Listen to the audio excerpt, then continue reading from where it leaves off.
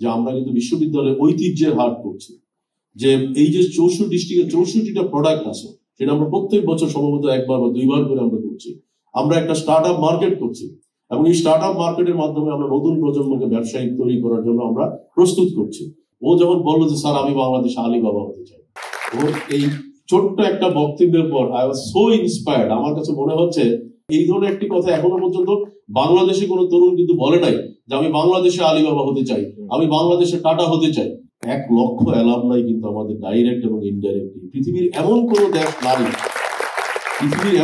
দেশ নাই যেখানে ড্যাফোডিলিয়ান এখন ছড়িয়েছে, এবং আমি মনে করি এটাই কিন্তু আমাদের একটা বড় সার্থকতা।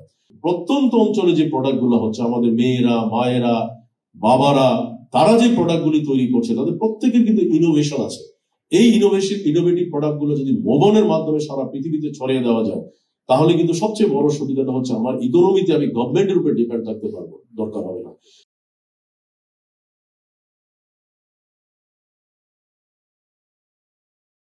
জনাব doctor Mohammad Sabur Khan sir, sir মঞ্চে আপনাকে আমন্ত্রণ জানাচ্ছি। বিসমিল্লাহির রহমানির রহিম। প্রথমেই সবাইকে ধন্যবাদ জানাচ্ছি। I thought that আমি আশা করি যে all of you will agree with me যে আমাদের তরুণ প্রজন্ম যে সত্যিকার অর্থে যে তারা বাংলাদেশকে যেভাবে লিড দিচ্ছে বা সামনে নিয়ে যাচ্ছে, আমি একটু আগেই ভাবছিলাম যে অনেক কিছু করতে ইচ্ছে করে, কিন্তু আমি জানি যে আমাকে কিন্তু যিনি আমাকে সৃষ্টি করছেন আল্লাহ পাক, আমি চাইলেও বেশি দিন বাঁচতে পারবো না। কখন হয়তো আমার সময় ফুরিয়ে যাবে আমি জানি না, বাট ডেফিনেটলি ওদের অ্যাক্টিভিটিস বা ওর সমস্ত প্রেজেন্টেশন দেখার পর আমার কাছে মনে হয় যে আমি যে আবার একটু ব্যাক করে যেতে পারতাম, কিন্তু আবার সেই মনে পড়ে যে আল্লাহ স্বয়ং কোরআনে বারবার রিপিট করছে তুমি চাইলেও আর ফেরত যেতে পারবে না। এবং বহুবার আল্লাহ কিন্তু রাগ করে বলেছে তুমি চেষ্টা করে দেখো, তোমার জীবনের সময় হচ্ছে সবচেয়ে ইম্পর্টেন্ট। এবং কালকে আমি একটা অভিজ্ঞতা আমি শেয়ার করছি যে চট্টগ্রামের একটি ছেলে, সম্ভবত if I am not wrong, সে চট্টগ্রাম বিশ্ববিদ্যালয়ে পড়ে। বিশ্ববিদ্যালয় হল থেকে সে যখন যাচ্ছে তার কম্পিউটারটা, মানে ডেস্কটপ কম্পিউটার, সে হাতে করে নিয়ে যাওয়ার হল লিভ করার সময় সেটা পরে কম্পিউটারটা নষ্ট হয়ে যায়, এবং তার জন্য সম্ভব ছিল না আরেকটি কম্পিউটার কিনে সেটা আবার চালু করা। সো এই কম্পিউটারটাকে রিপেয়ার করতে গিয়ে আজকে সে একজন অনেক বড় উদ্যোক্তা, এবং সে সম্ভবত স্লিম সাইজে বাংলাদেশে একটা অল ইন ওয়ান তৈরি করেছে, এবং লট অফ আমাদের ইনোভেশন শুনে আর রিয়েলি সারপ্রাইজ।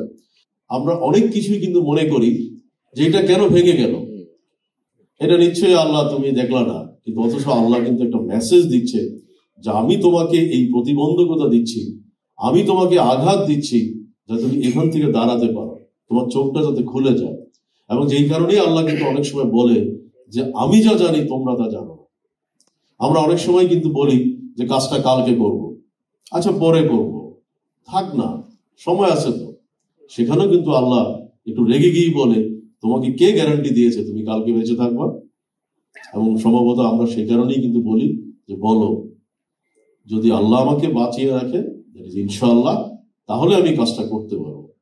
তো এই কারণে কিন্তু আমরা যেটা বারবারই বলবো যে যেহেতু আমি মনে করি যে শফির এই পথ চলা থেকে অনেকেরই শেখার সুযোগ আছে, অনেকেই শিখতে সক্ষম হবে। কারণ আমি যে মনে করি যে তার প্রত্যেকটা ব্যর্থতা, সে যেমনি ভাবে বললো যে প্রথম যে বিজনেস শুরু করার পর তার যে প্রতিবন্ধকতা হলো, সে একটা সময় হয়তো ফেল করলো, কিন্তু ফেল করে সে দমে যেত, তাহলে সে কিন্তু আজকে ব্যর্থ হলো, ওই পিছনে হয়তো সে সামনেও আসতে সাহস পেত না। তার মানে ব্যর্থতাটাও কিন্তু মানুষের জীবনে একটা সফলতা। এটা আমরা বলি, শিখি, বইতে দেখি, গুরুজনরা বলে, কিন্তু নিজের বেলায় মানতে রাজি না। সেদিন হয়তো আমি বলেছি 20,000 স্টুডেন্ট, আজকে কিন্তু আমি বলবো 1 লক্ষ অ্যালামনাই কিন্তু আমাদের ডাইরেক্ট এবং ইনডাইরেক্টলি। পৃথিবীর এমন কোনো দেশ নাই যেখানে ড্যাফোডিলিয়ান এখন ছড়িয়েছে, এবং আমি মনে করি এটাই কিন্তু আমাদের একটা বড় সার্থকতা। যে একটা সময় কিন্তু আমি মনে করি যে টিমকে ডেভেলপ করার জন্য আমি সবচেয়ে বেশি সময় দিয়েছি, যে আমার সাকসেসের পিছনে কিন্তু টিমের কোনো বিকল্প নাই। যে শফি তার টিমকে যেভাবে প্রায়োরিটি দিচ্ছে, এবং টিমের যারা আজকে এখানে উপস্থিত, আমি সবাইকে বলবো let's think yourself that you are the owner of this mobile. এখন তোমরা হয়তো অনেকেই বলবে যে আমরা কিভাবে ওনার হলো, আমরা তো ওনার না। আলটিমেটলি তোমাদের কিন্তু মাথায় রাখতে হবে যে শফির এই কোম্পানির মালিক কি আসলে কি শফি? আসলে কিন্তু শফি না। আমি যে ড্যাফোডিল কম্পিউটার বা ড্যাফোডিল ফ্যামিলি, আসলে কি মালিক আমি? মালিক কিন্তু আমি না। মালিক কিন্তু হচ্ছে যিনি আমাকে তৈরি করছেন, তিনি হচ্ছেন প্রকৃত মালিক। তিনি যদি আমাকে তোমার এখান থেকে বের হয়ে যাওয়ার পরে বলে তোমার আর সময় দরকার নাই, আমি কিন্তু আর নাই, তার মানে how can I say proudly যে I am the owner? I am not the owner, I am a part of servant, I am the servant of the creator or Allah সুবহানাহু ওয়া তাআলা। তো সেই কারণে আমি যেই কথাটা বারবার বলতে চাই, যারা টিমে আছো এটা সবসময় বলি, যদিও আমাদের দুর্ভাগ্য, কারণ এখানেও কিন্তু আল্লাহ বারবার বলছে তোমরা যখনই কোনো ভালো উদ্যোগ নিবে, তোমাদের সাথে ভিতরে যে একটা ইবলিশ বা তোমাদের ভিতরে যে দুষ্ট চক্র, সেটা কিন্তু তোমাকে আঘাত দিবে, না যাবা না, আরে না এগুলো নিয়ে কোনো কাজ হবে না, তাকে মেরে ফেলার চেষ্টা করো। যে যারা তোমাকে মেরে ফেলতে পারবে ইবলিশকে, তারাই কিন্তু রিয়েলি সাকসেসফুল হবে। তো সেই কারণে আমি বলবো যে টিমের সবাইকে আমি অনুরোধ করবো যে লেটস কনসিডার ইউর টিম। এখন তুমি হয়তো বলবা যে শফি একটা সময় অনেক বড় হবে, আমি তো বড় হব না, বাট তোমাকে যিনি সৃষ্টি করছে সে তোমাকে বড় করবে। কিভাবে বড় করবে সেটা তারই কিন্তু আলটিমেটলি হেডেক, এটা তোমার হেডেক না। কারণ তুমি যদি সমাজে কন্ট্রিবিউট করো, তাহলে সবচেয়ে বড় কথা হচ্ছে তোমার যে অপরচুনিটি তৈরি হচ্ছে, সেটা কিন্তু আল্লাহ পাক কিন্তু সেই অপরচুনিটি তোমাকে রাখবেই।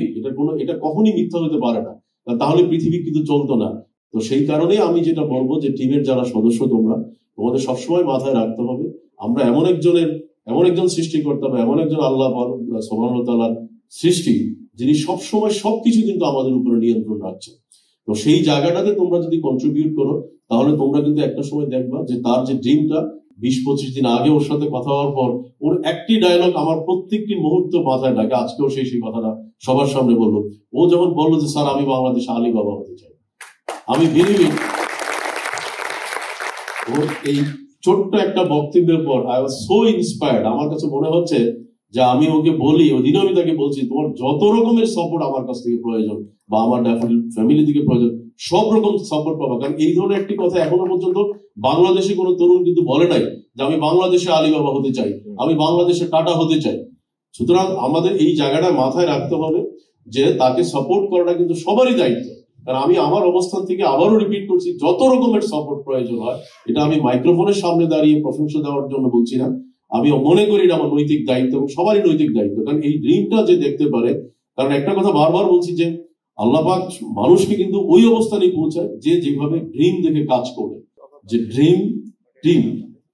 ড্রিমটা হচ্ছে কি, যে আমার একটা সময় যখন আমি ফ্রি হলাম, আমার ড্রিম ছিল টিমকে আমি ডেভেলপ করবো, আই ডিড ইট।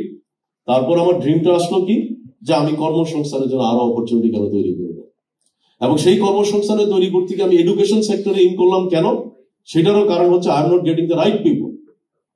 একটা লোককে তৈরি করার জন্য আমি দেখলাম যে তাকে ডেভেলপ করা সম্ভব হচ্ছে না। দেন আই রিয়েলাইজ যে না, আমি এডুকেশন সেক্টরে আমি ইনভলভ হই, I should create people. So আমি আল্লাহর কাছে শুকরিয়া জানাই যে শফির মতো লট অফ ইয়াং পিপল কিন্তু আজকে বাংলাদেশে তৈরি হচ্ছে। সুতরাং আমি যদি বিশ্ববিদ্যালয় সেদিন প্রতিষ্ঠা না করতাম, আজকে হয়তো এত হাজার হাজার তরুণ জন্ম নিত না, এত ভালো উদ্যোক্তা তৈরি হতো না। এবং অনেকেই হয়তো জানে যে আমাদের কিন্তু আরেকজন অ্যালামনাই, প্রাউড অ্যালামনাই, যে বিলো 40 এজের ভিতরে পরপর 3 বছর বাংলাদেশে হাইয়েস্ট ট্যাক্স পেয়ার হচ্ছে। এবং সেও একই শফির মতোই একটি অনুষ্ঠানে সে আমাকে প্রশ্ন করেছিল, স্যার আমি আপনার মতো ব্যবসায়ী হতে চাই। বলতে তুমি কম্পিউটার ব্যবসা দিয়ে শুরু করো। আমি যোগ করেই সেদিন বলেছিলাম সে কম্পিউটার ব্যবসা দিয়ে শুরু করেছে। তো যাই হোক, তো আমি সেই কারণে বারবারই বলবো যে আমি মনে করি যে ড্রিমটা তুমি শফি দেখেছো, এবং আমি বলি মোহন টিম যে ড্রিমটা তোমরা দেখেছো, এই ড্রিমটার প্রতি তোমাদের একাত্মবোধ থাকো, তোমাদের ভিতরে ইউনিটি থাকে, আল্লাহ বরকত দিবে। কারণ আমি কিন্তু আবারও বলছি, অনেকেই হয়তো অনেক কিছু মনে করতে পারে, কিন্তু আমি সবসময় যেটা বলি যে ড্যাফোডিলের সাকসেসের পিছনে মূল কারণ হচ্ছে টিম। এবং এই টিমগুলোর কিন্তু একাগ্রতার কারণে কিন্তু আজকে আমরা সবচেয়ে ভালো অবস্থানে আসছি। তো সেই কারণে আমি শফিকে বলতে চাই, টিমকে বলতে চাই, তোমরা যখন ভালো কাজ করবা তোমাদের সমালোচনা হবে, এটা মাথায় রাখতে হবে। একটা সময় আমাদের নবীজিকে কিন্তু অনেক রকমের কিন্তু সমালোচনা করেছে, তাকে জাদুকর বলেছে, তাকে বিভিন্ন রকমের অপবাদ দিয়েছে। কিন্তু আলটিমেটলি কেন? কারণ বিকজ উনি সমাজ পরিবর্তনের জন্য অনেক বেশি কাজ করতো, তাই না? তো সেই কারণে এটা মাথায় রাখতে হবে যে আমি কথাটা এই কারণেই বললাম যে টিমের ভিতরে প্রবলেম হবে, ব্যাকবাইটিং হবে, সমালোচনা হবে, বাট শফি এবং তোমার টিম সবাইকে বলছি তোমাদের ভিতরে কখনোই যাতে তোমরা হতাশ না হও। কারণ হতাশ হওয়া মানেই হচ্ছে তোমাকে কিন্তু তার মানে যে ইবলিশ তোমার পিছনে লাগলো সে কিন্তু সাকসেস হয়ে গেল, সে কিন্তু আনন্দ করবে, সে কিন্তু গিয়ে ফুর্তি করবে, আমি তো সাকসেসফুল, আমি তো মোবন টিমকে ভেঙে দিলাম, আমি তো মোবন টিমকে আঘাত করে চুরমার করে দিলাম, কোথায় তার স্বপ্ন আলিবাবা হওয়ার, সে কিন্তু আনন্দ করবে। তো সেই কারণে আমি বলবো যে এই টিম স্পিরিটটা তোমাদের ভিতরে যাতে সবসময় থাকে। কারণ এটা সবসময় তোমরা মাথায় রাখবা, সাকসেস যত বেশি হবে তত বেশি ক্রিটিসাইজ তোমার হবে। কারণ ক্রিটিসাইজ তোমাকে কখনোই ছাড়বে না, এটা কাউকেই ছাড়বে, এটা কিন্তু এটা পৃথিবীর। কারণ আমরা যদি বলি যে আজকে দেখো যে পৃথিবীর প্রত্যেকটা সাকসেসফুল পিপলের দিকে তাকালে দেখবো যে তাদের সমালোচনা থাকবেই। টিমটাকে আমাদেরকে ডেভেলপ করতেই হবে। আর আরেকটা ব্যাপার হচ্ছে যে মোবনের যে সবচেয়ে বড় ভিশনটা আমার কাছে ভালো লেগেছে, যে আমাদের বাংলাদেশকে কিন্তু রিপ্রেজেন্ট করতে হবে গ্লোবালি, কোনো উপায় নাই। সো এই যে জনসংখ্যা বেড়ে যাচ্ছে, এই জনসংখ্যা যদি আমরা গ্লোবাল মার্কেটে না নিই, তাহলে প্রবলেমটা কি হচ্ছে, প্রতিনিয়ত এরা একে অপরের পিছনে লাগবে, কে বড় হচ্ছে, কে ভালো থাকছে, তার ঘুম হবে না, সারাক্ষণ একজন আরেকজনকে আঘাত করার জন্য। সেই কারণে এটা অপরচুনিটি, পৃথিবীর মালিক তো আল্লাহ, এটা তো এমন না যে বাংলাদেশের মালিক আল্লাহ কিন্তু আর দেশের মালিক তো আল্লাহ না, শুধু আমি এখানে কোথাও কেন যাব। অনেকে এই কথাটাও বলে যে আমি আরেক দেশে যাব, ওখানে তো ইসলাম নাই। আরে ভাই, ইসলাম নাই, আমি ইসলাম প্রচার করি। আমি গত পরশু রাত্রে যখন আমি বললাম যে আমি আমার বুসানি কোরিয়াতে আমাদের ড্যাফোডিল অ্যালামনাইদের সাথে কথা বললাম, আমি অবাক হলাম, সে অ্যালামনাইদের ভিতরে একটা মেয়েও ছিল এবং সে হিজাব পর। আমি তাকে কৌতূহল হয়ে জিজ্ঞেস করলাম যে তোমার কি প্রবলেম হয় না এখানে মেনটেন করতে? বলেছে না স্যার, আই ফিল প্রাউড, এবং তারাও খুব প্রাউডলি আমাকে রিপ্রেজেন্ট করে। আমি কোথাও হালাল ফুড চাইলে তারা আমাকে হালাল ফুডটা প্রোভাইড করে, আমি নামাজ পড়তে চাইলে আমাকে ইভেন একটা অফিস প্রেমিসের ভিতরে আমাকে সেই অপরচুনিটি গুলো তৈরি করে দেয়। তার মানে ইসলামকে কিন্তু সারা পৃথিবীতে নিয়ে যাওয়াটা অপরচুনিটি আমার জন্য। আমি যদি বলি যে এটা বিধর্মীর দেশ, তাহলে তো এটা ঠিক না, তাই না? তো সেই জায়গাতেও আমি মোবনের যে মানে ভিশনটা আমার কাছে খুব ভালো লাগলো, যে গ্লোবালি কিভাবে বাংলাদেশকে রিপ্রেজেন্ট করতে হবে, এবং গ্লোবালি রিপ্রেজেন্ট করা ছাড়া আমাদের কোনো উপায় নেই। কারণ আমি নিজেও ব্যক্তিগত বিশ্বাস করি যে, যেমন হয়তো বা আমি মনে করি যে আইটি ইন্ডাস্ট্রিগুলোরই সবচেয়ে বড় অপরচুনিটি, কারণ টেকনোলজি ছাড়া কিন্তু আমি গ্লোবালি যেতে পারবো না। তো সো এই ভিশনটা আমি মনে করি যে তোমরা বা মোবন টিম যেটা তোমরা তোমাদের মনে বা তোমাদের ভিশনে তোমরা নিয়েছো, সেটাকে খুব স্ট্রংলি ধারণ করো।